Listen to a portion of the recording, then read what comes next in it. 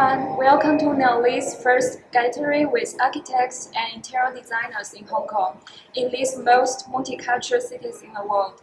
I'm very excited to be the host today, and also we have three beautiful ladies and talented ladies joining us.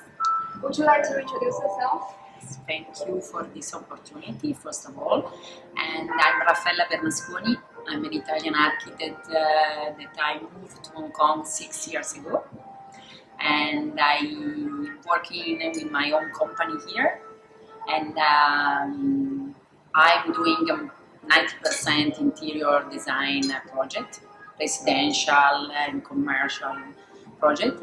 And I really appreciate the opportunity that Neolith gave to me and this opportunity to speak with other architects in this occasion. And I work with your company, and I have a great opportunity to use these materials, that they have a really great appliance and different kind of characteristics quite well to use in interior design. And because I like to customize my project, not only furniture, so not only really little object or customized furniture, but even all the finishing that I can choose. So it was a great opportunity even to customize the flooring or the size of the tiles, and it was really great things. And that's it. Thank you, welcome. My name is Emma McLean. I'm an Australian based in Hong Kong for 26 years, and I'm an interior designer. I've worked in Hong Kong for over 10 years in the hospitality industry, and I set up my company 2 years ago, EM Bespoke, and I worked very closely with Raffaella before, and I've learned more about Neolith, and I cannot wait to use this beautiful product on my next project. Thank you. Thank you. My name is Valeria Paula. I'm from Italy. I moved in Hong Kong around 8 years ago, and last year I opened my own interior design studio, which is called Paula Zanoni. And we are mostly focused in hospitality and F&B, and we try to customize and bespoke as much as possible. And I want to thank Neolith to invite us to this event, and I'm looking forward to use your materials. Thank you so much. So how are you girls? Are you doing great recently? Because we know we're in a special period because coronavirus. So do you still remember how was the life before the COVID-19 when the first case hit in Hong Kong in January 2020? And can you give us some comparison before and after during this period? It's just been a huge slowdown. So slowdown and readapting to the whole new normal. And so we're learning to just apply ourselves to different situations. For example, using Zoom, not needing to go to site all the time, being very flexible with our clients, working from home. So we're definitely much more flexible, but at the same time we do realize this is not going to snap back into what it was like before COVID. So we're trying to adapt as much as possible, but we're noticing that within our industry, it's also adapting. So rather than for people more flexible, So rather than people asking us about office projects with lots of people, they're saying, well, you know, we're downsizing our office. We're going to have a really cool meeting room, a really cool breakout area, and then we're going to just keep it really chilled, and everyone, like 60% of our staff will work from home. So we're noticing, particularly with office design, people are really adapting to very quickly to the whole situation. And I think is even the idea is to see in the positive way this period. I think just taking advantage of this moment, that I don't want to call this moment a kind of crisis moment, but for sure is a difficult moment for everybody. But for us, I think it's even an opportunity to search in new materials, to understand a new way for a project, and it's a kind of projection, because I think for architects or for designers, they ask us, what do you think about the next steps or the future, how the space can change? And it's true, for an office project or residential project, you have to find a way, maybe not change completely, but find a way and be more focused on the human beings with a different request. And for sure, maybe start to searching more eco materials, or maybe like a kind of separation way in the good kind of movable system that you can use in the... Yeah, everyone's being mindful about being far more flexible. Yeah. I won't say that we've had, for example, a sudden switch where everybody suddenly wants a home office. It's not so much like that. No. It's more the focus about adapting. And so we're finding, for example, offices. Lila and I were working on a big office before, and we had noticed that the client said, actually, I need to put the project on hold. I need to reassess the situation.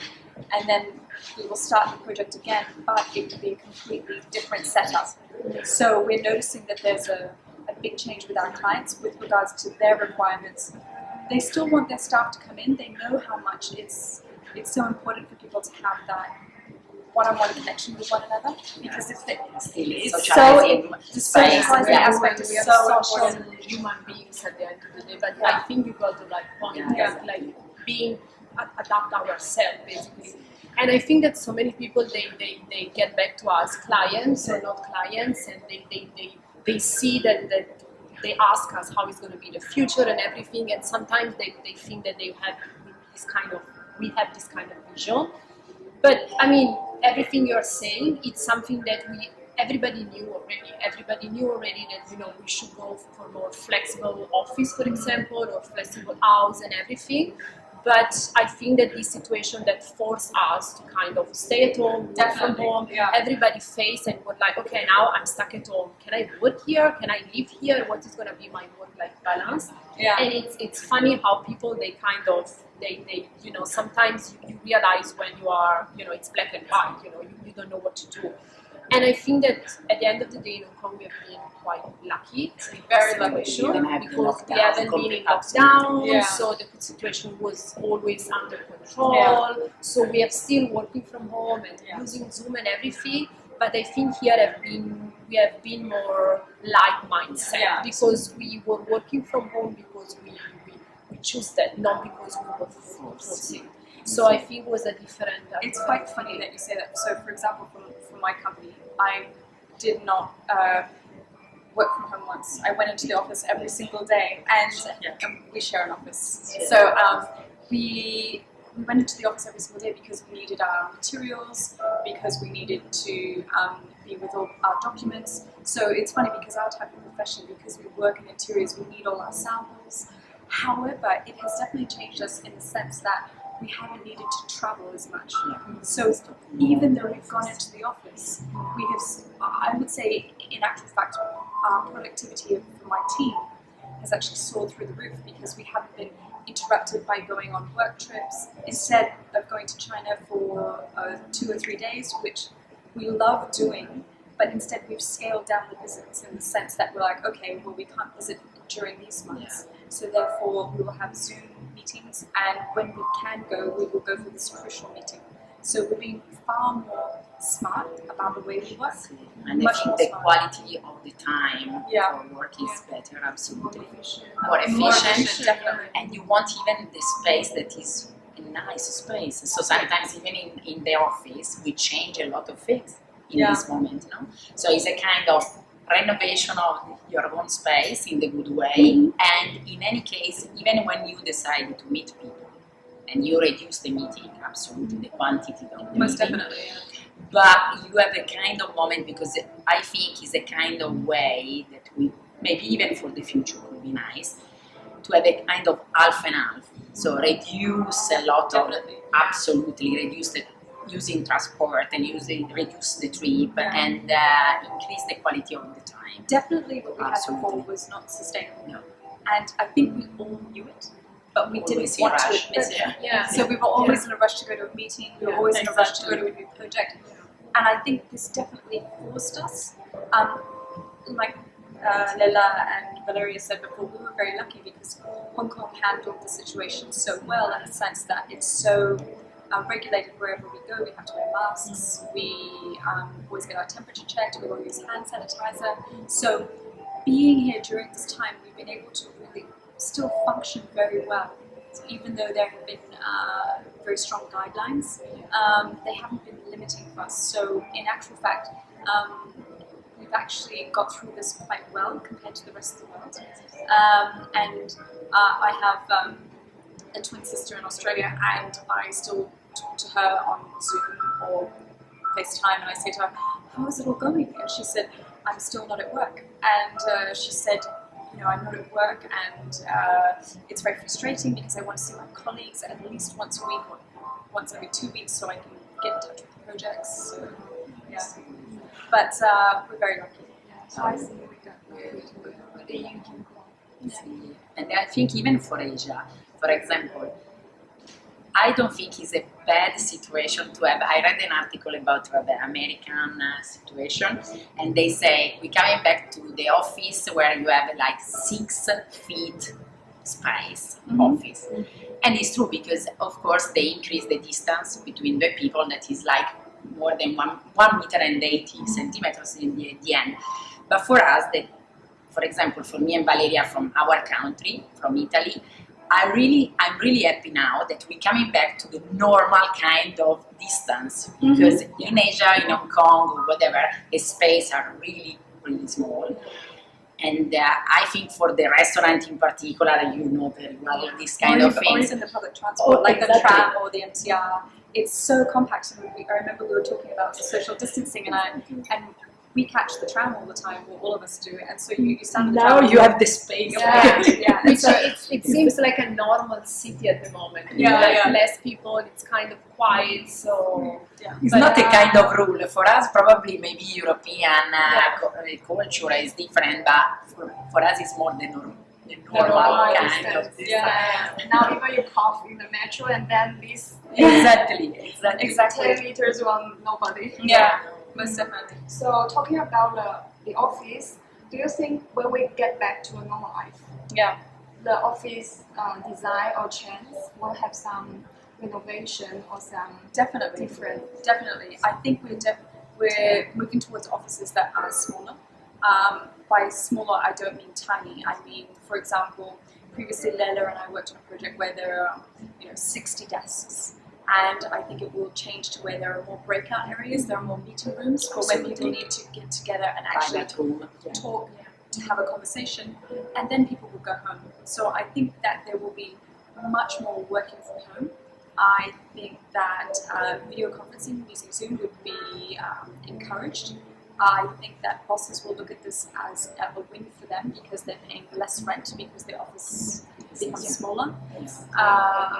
In Hong Kong, we all know that there are some companies that they have like entire floor of buildings or a piece of building or something like that. And we all know that in Hong Kong, one of the main problems is rent, because rent are so high, price of the space is so high.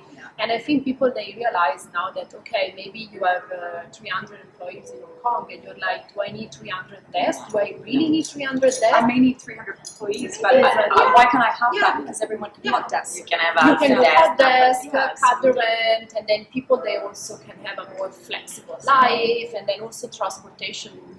We always, especially like I know in Europe now, they are facing the problem, okay, how is going to be the transportation, how people, they go to work. So even here in Hong Kong, they try to stagger the entering time for some office, and then again, some people working from home, so you try to avoid that peak time that you sit or you're like, like cramped, and also, you say like, you need less cars or like less public transportation, less pollution. So it's all, I mean, sometimes I'm kind of like, did we really need these COVID things to just think about that? I mean, it's something that we all knew before. We are not talking about rocket science here. So but at least I don't know, I always try to be positive. So I try to hope that this situation it's really gonna change. I think in a positive way. I do think people have definitely evolved for the right reasons. Yes. I think we're moving forward in a much more productive, positive,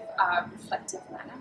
I do know that because Hong Kong had the SARS epidemic many years ago, that's why they were able to get through this COVID-19 much better.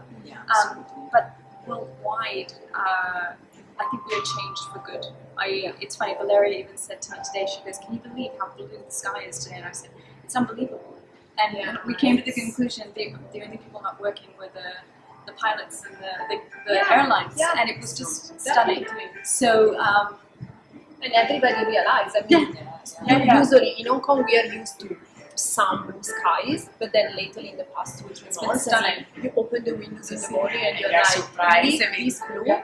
And everything is back to work here. China is back. All the factories are working. So the only things that is still closed in Hong Kong is the airport. So we are like, okay, we are all missing business meeting, we're all missing to go home or go on holiday, but then we have this blue sky. So it's kind of... And this has had a fundamental impact on everybody's mood. Yeah. So I do find that when we catch up with people, they are calmer, they're not racing around like mad. And like we were saying earlier, it was just not sustainable. So it all boils back down to the fact that for Hong Kong and particularly Asia, it's had a very good outcome in terms of how we adjust and how we move forward. So it's been quite let's hope that this it wave continues. keep going. It's not going to be like, okay, yes, let's go back to I think even, saying, coming back to the discussion about the spaces or office spaces or the project, I think we will change in more flexibility, more like I think the people want maybe to rent a kind of temporary meeting space, room or maybe like be here in an amazing space now, having a kind of particular working meeting in a different kind of environment. And yes, for the office or other project, the space will be completely changed. I do see a lot of offices also downsizing. Absolutely. Because they're realizing it's not just about downsizing the staff. It's primarily, like Valeria said, the rent is so expensive, so it's downsizing the area. So instead of renting an office which costs however many thousands of dollars, they can take a co-working space or a creative co-working space, and they can share it with other offices.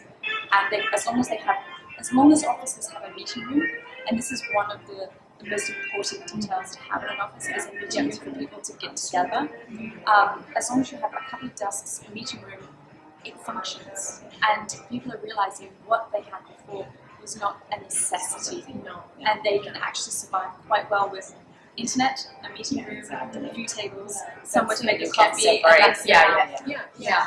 Now, that's quite funny for us to say because we're designers, and particularly Valeria and I worked in an extremely high-end hospitality firm before, and so we specialized in creating these really luxe spaces with beautiful materials, very, very over the top, and so it's about adapting to what's out there. So looking at the office spaces and going, okay, fine, the office spaces is changing and we will have meeting rooms and desks, but how can we make that such a pleasure and so enjoyable and functional? So not just the spaces are adapting, but we're adapting as designers. So, and in the part of the function of downsizing, what do you think the different demands in the materials or some other part of the interior design or in architectural wise? Do you know what? People are very particular about where the materials are from. They're very particular about what impact the materials have on the environment. For sure, maybe we come back even more to the flexibility of the structure. So some like light material or structural that you can move. Because you needed to change the space and adapt the space in a quickly way. So like for example, Neolith kind of material that you have the thickness that is really few millimeters, and you can use for partition, for example. See, this is what's so great about your materials. If you don't mind me interrupting you, because there are so many options, and whereas usually with the natural material there are so many limitations with regards to the size, the dimension, what it actually looks like, the vein, and so on. And so you're always having to compromise. Whereas a material like Neolith, it speaks to you, and so you go, I know what I'm going to get as a product, and I know it's reliable, and I know it's going to turn up. Yeah. What Not it looks use like. maybe usually you use aluminium or you use glass for the normal kind of office partition, or even in the residential project, but you can use even different kind of stone or marble or whatever.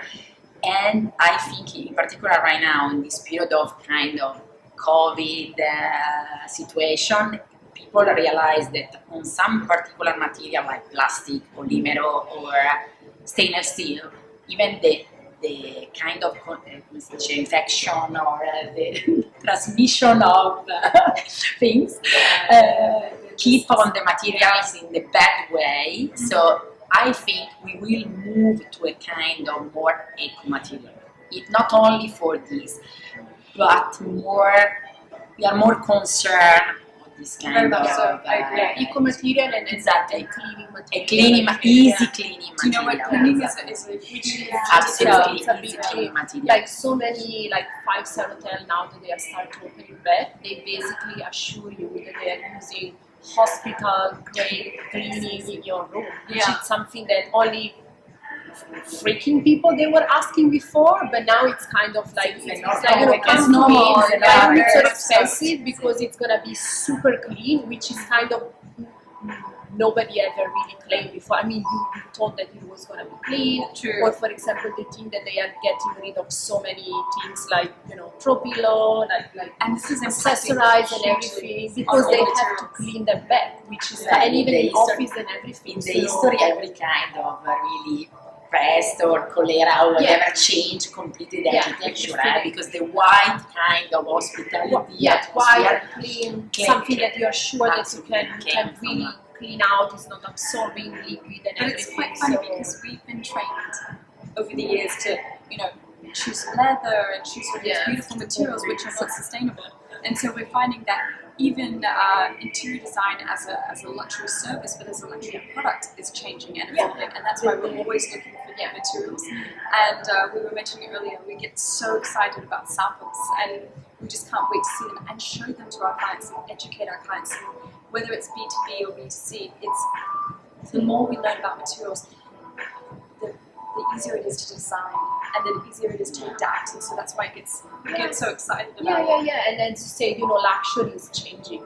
Very much so. What is luxury now after COVID? It's a different luxury that was before. So all the layering, all the material and everything now is more gonna be like, okay, it's so luxury because it's so clean, which again before was like you never really heard it. So but again, we're all coming back to the idea that we adapt. We should adapt to the market, and we should be the one leading the market and understanding the needs. So it's what designers should and architects should do. Yeah, so now like anti-stain, like hygienic materials will be very popular. It's incredibly recycled materials. So absolutely. So what do you think with this change? What's the biggest challenge for you? Well, you get more technical, let's say. So you can't be very superficial, let's say. So you always, practical. You, We have to be much more it's, practical. it's aesthetic and practicality. So you're supposed your project or your design, you should do something that works, but still the standard is up to the standard. It's funny, whereas previously they were so focused on the aesthetic. Yeah. It didn't matter, what kind of material when we do demolition, it didn't matter what was there before. It all has to come out. Whereas I've noticed the last few months with clients contacting us, they say, I have this already, but how can I adapt it to improve it? So there's not so much that concept of a full regut and renovation. It's much more, I have this now and I want to adapt. And so we're noticing that there's a much more considerate approach, which is also like which is good. Also for economic reasons. Yeah, also for People economic people are reasons. more thoughtful now. So Even for residential, I think at the end there is a lot of people would like to change the space, but maybe they cannot. And then I think for the apartment, a lot of the future request will be to have more space for sure in the bedroom, maybe for working there, or have more light that you can working at home, because it's quite important. Absolutely, if you work at home, you discover that in Hong Kong you don't have a normal window, or you don't have enough light. or no desk. Do you know what No one desk, no or desk, no- but the other one with no light, no desk is actually strangely The bathroom. The bathroom. Everybody is wanting. They say, how do I make my bathroom larger? How do I make it? Well, feel usually nice? the request is like, how can I make my apartment feel bigger? Yeah, Just move out from home. The crazy mirrors. Fuxas said that in Italy, I think 2 days ago, said the next flats we needed to have the minimum of square meters in Europe or in Italy will be 60 square meter. And they say, yes, it's nice if you live in the countryside. Ask the people living in Milano, I mean, not ask maybe in Hong Kong, but 60 square meter, like the minimum, because maybe you could have more lockdown or you can use the house in a different way. But I understand that the need is the space, but the space in the good way. Yeah, You can use even the small space in more clever, in a smart way, flexible. way. And again, if you work from home, you just it's not that you need a desk and a chair. No, that's completely not enough. Especially if you are living in 2 or 3 people, you can't make your home look like an office just in case of another lockdown. See, So, or bringing greenery, like people, especially when they realize that you are in lockdown, you don't have a garden, you don't have a balcony, you can't go on the park, you can't do nothing. So people, they really release on, okay, I just have one brick. We have a friend that she was stuck in Milan in a small apartment with a tiny balcony, no greenery or nothing, and basically she only got one plant, and she basically gave so much care, and the plant was going to grow bigger. And she was like, at least I can look at the plant every day and feel that you know she's feeling I my started love. to sing Yeah, the sing yeah, of the for bathroom But because before she's- people, they were more like,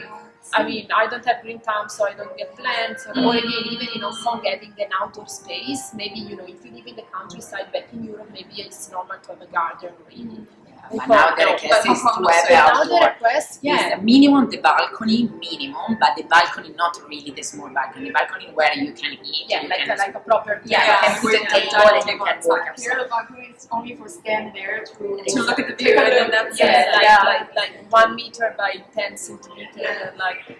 And it's very interesting because during this period, the people has more time to stay at home, and they maybe stand on a sofa, which they may before they don't have any like 10 minutes to enjoy this sofa. So the people may thinking more about, maybe I can change the design of the bathroom, of the baby room. Do you know, it's very funny you mention that because during the height of the COVID period, I was still working for several clients and we needed to pick a few economical pieces up from IKEA. So I went to IKEA and I have never seen so many people in my life. And what I realized Which was to me, Hong Kong is is a big call. But what I did notice was because everyone was staying at home and they had that half an hour extra, or 45 or 1 hour extra, they were all heading to IKEA, and I used them as an example. But they were doing their renovations because they were finally looking at the space and they were like, how can I improve it? So because I'm going to be here all the time, so I might as well make it pleasant. Whereas you may say in Hong Kong, we always go out all the time, and we never prioritized our living space. So that's definitely changed.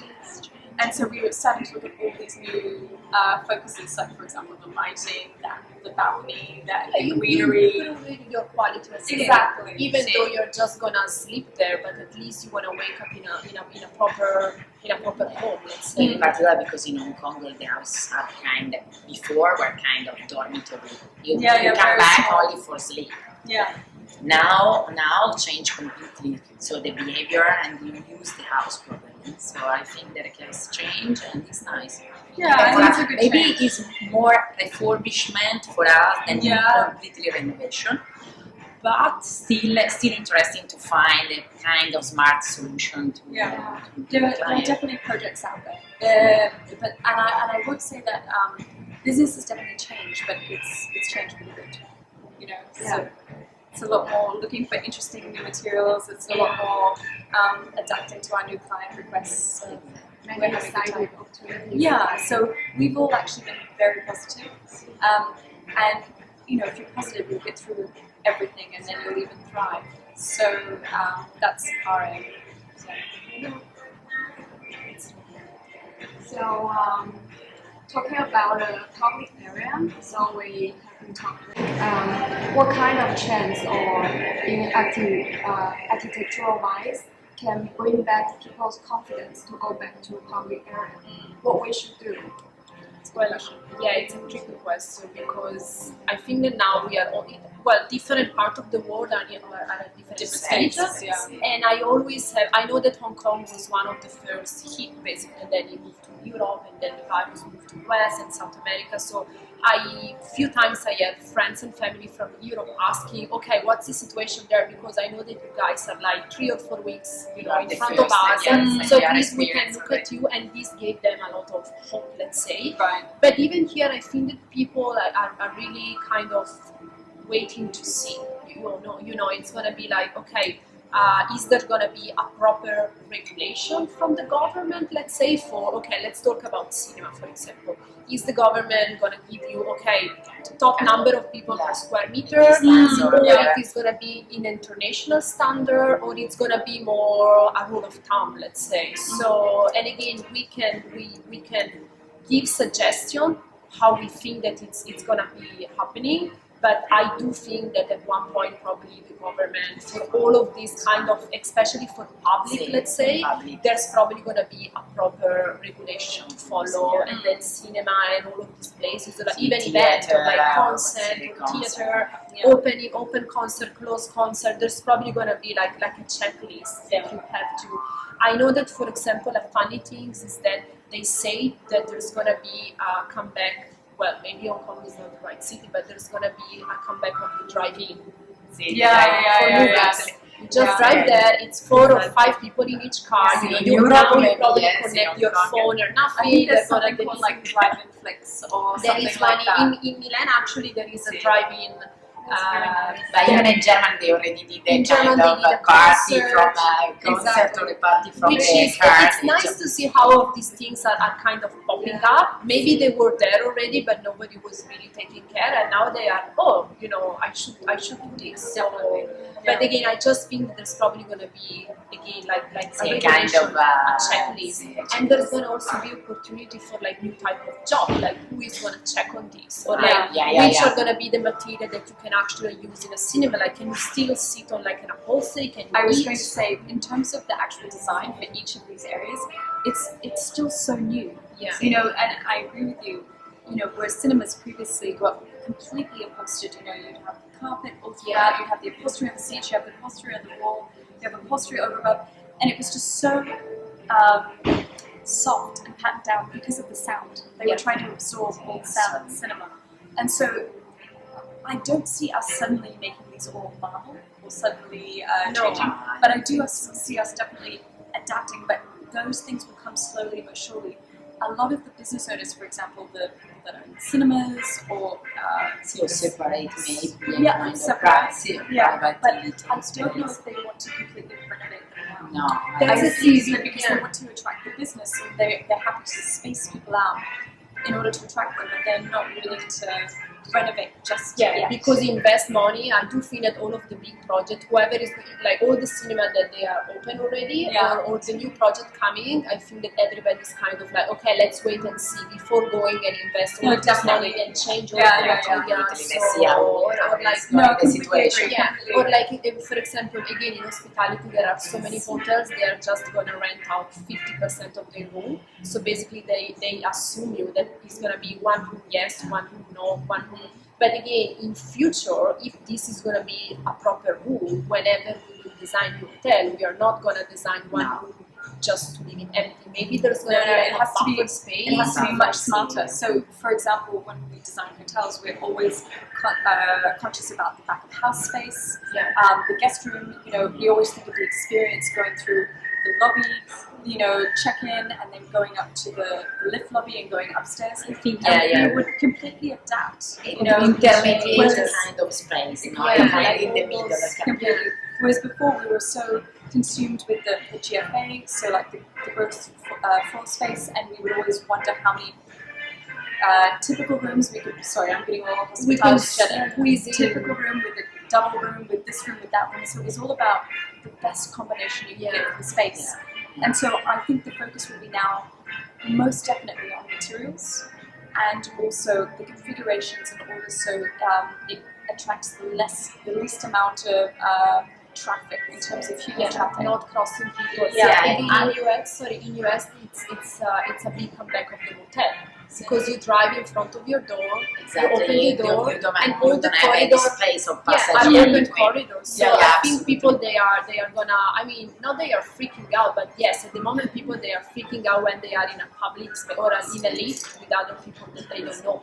How we can avoid this? So, but Yeah, how I we think can at improve the, the at space. the end, even for the lift, we will go to the kind of technology that you don't push anymore any button.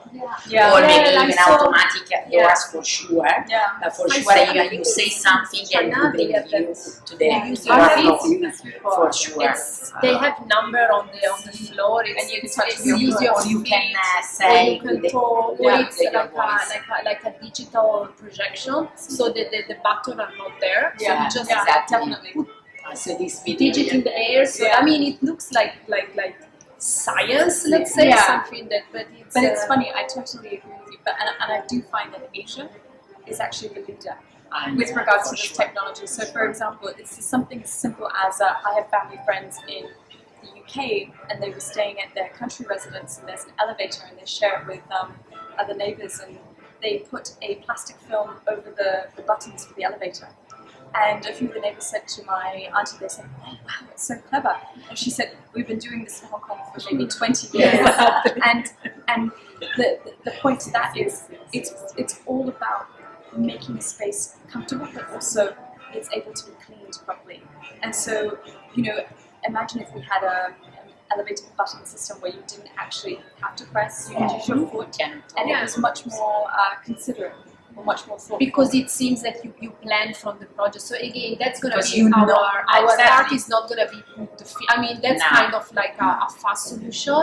And I also think that in that way it's so visible. So when you see that plastic film, you Exactly. think about virus. So maybe you are in a hotel, it's your You needed to hit that this kind weekend, of it's a things, holiday, yeah. so you don't want to think about the virus. So how we can design that lift to be safe, but you don't think that it's No. it's Yeah. it's virus Because now we safe. know, so it's a kind of second step. And it all takes time. So, for example, when we were designing luxury hotels, it would take a minimum of 3 years or 3.5 or 4 years to design a luxury hotel from start to finish.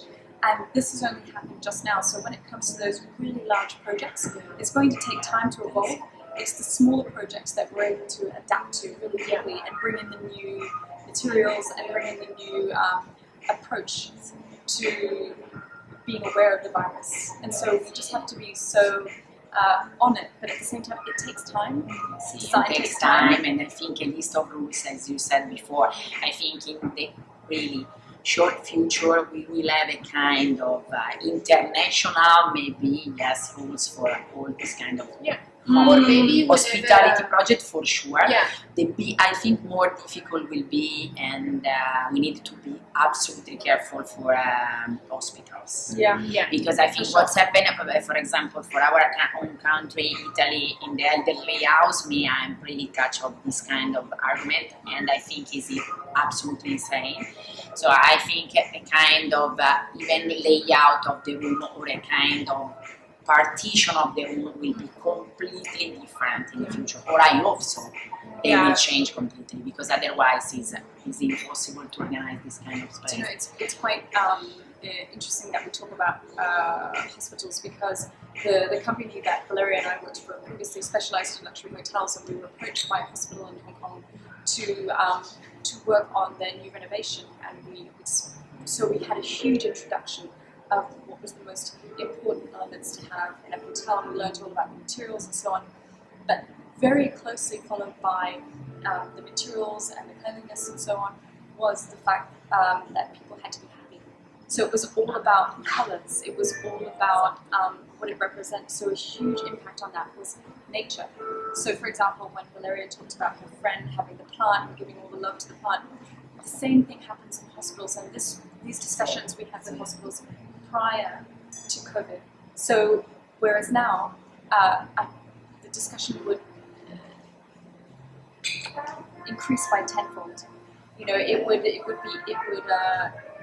exceed itself exponentially, because it's what's happening with people when they're going to hospitals, that their family are not able to visit.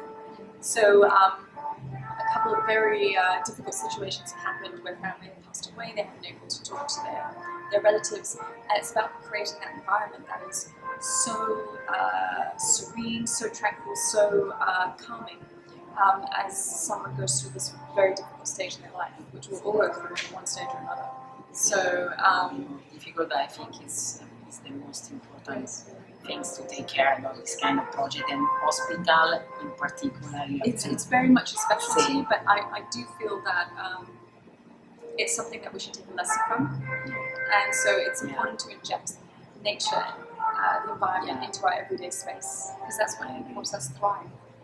Because the very special thing is, I think the hospital is for the doctors to take care of us and to bring a cure or taking care of us and healthy. But for you girls, you are another kind of doctor to provide a solution for our house, our working place, and everything, architecture. Do you know, this is the beauty of interior design, because it's funny, sometimes people say, do you enjoy your work? You say, I know all three of us love our work, because we don't just design pretty things, but we, so much of the world we spend, so much of the time we spend indoors, and if we can at least design it where someone loves their space and it lifts their mood and changes their whole world, then that's a huge reward for us, and it makes being a designer so much more such a pleasure. Yeah.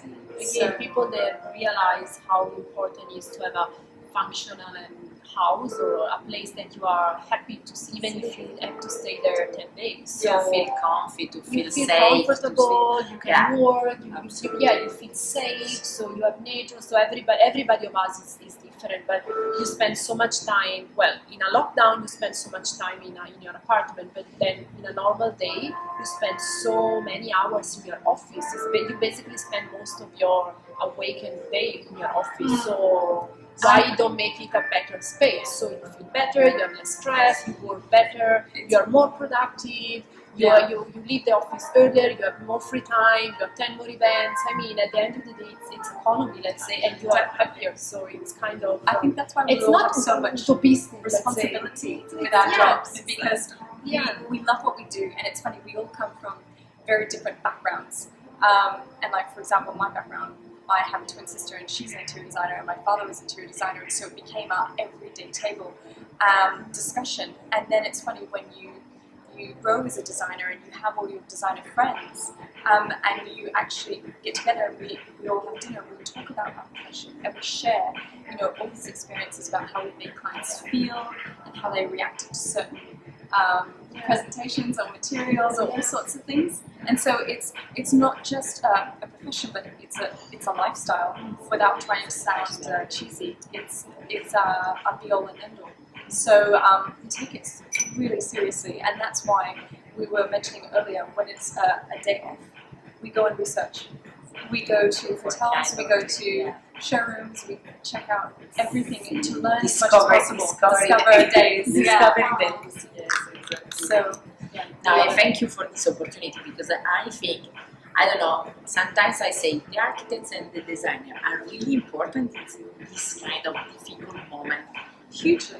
Absolutely, I because agree. I think, doctors or other kind of person and professional are really absolutely the most important. But I think in Italy, for example, now in this situation, I say, why between this group of politics they don't have an architect or a designer that could have maybe just one that could say something, suggestion for the spaces or whatever. For public spaces. I mean, they realize that again in lockdown they shut down all the park. So whoever have kids and they don't have a garden or a terrace, they didn't have nowhere to go. So even that, how is going to be affected? Like a playground, is it going to be the same as before? Is it going to be more spread out? So it should be. It shouldn't be the result of a cutting out. Okay, there's a shopping mall here, and there's a school here, and there's what are we going to do with our leftover space? Okay, let's just do a green park. No, it doesn't work like that. Maybe you can find a really proper function. Yeah. Especially in a city like Hong Kong, which, well, we have a lot of natural greenery, but we're so densely populated. So densely populated. That's what's such a trick about designing in Hong Kong. We have to be so clever with space.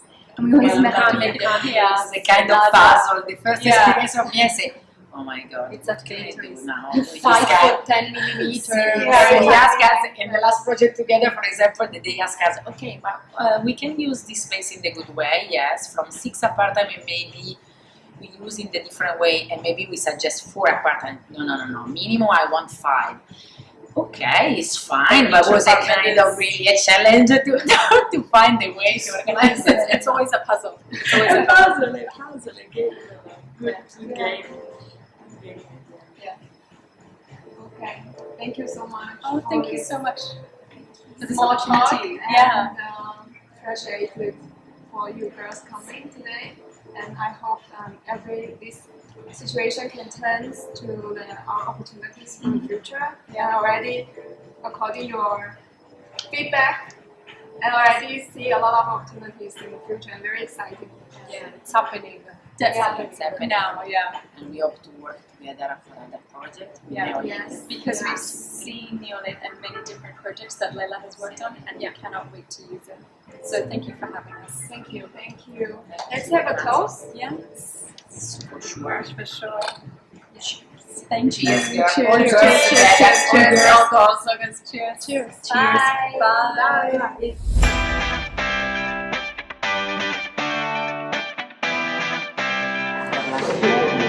So she's very funny. And we took the taxi here with 3 of us. And I'm in the middle with my laptop, and then my client messages me and says, hey, Emma, can you send this? And I was like, ooh, okay, since I run my own business, nobody else can help. So I just flipped up my laptop, and then I've got Valeria on one side, and I'm looking at her, I'm going, it's confidential, don't tell anyone. And then I got Leila on the other And side, then I and was she's like, looking- are we in the right spot? I don't know where we're going. And so, And then we were going I'm to like, lunch. oh, we were going to one side, which was the wrong spot. road So instead of sorry. the road.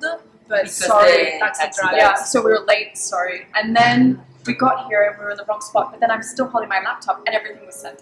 So it was okay. So we really, But she said in the good way. she said in the good way. To your left. Yeah, I know. She's like, can I help you with anything? I was like, no. I'm an independent woman and I've got everything under control. Anyway, so no. In the picture, just it's so too straight. crying. No, yeah, a little bit. When she said that She has a very very good sense of humor. Stop pointing me. a dry Dry. She's a very dry sense of desktop humor. was amazing. Sorry. Oh my god, did I still record? No, the problem is I got She into speaks Cantonese and Italian as well. very bad Exactly. Italian. Like, So Yeah, we like- can do this. No, I'm being not so sure. Secondo me, so sure. wow. Yeah. Oh, you guys are getting this? 我中意香港好靚啊，好靚。Yeah，我爸爸識廣東話。我爸爸識廣東話少少。Yeah. So both my parents. Yeah. She's interesting what she's Sorry. saying. Yeah, I'm really good at ordering food, numbers, colors. I'm great when you take me to a factory for furniture visits. Just no addresses. Just no, I'm okay with addresses. Okay, but not today's address. That was bad. Unluckily, Sorry. she's going out with 2 Italians, so unluckily she Yeah, speaks but even you know a what, good I've got- Italian now.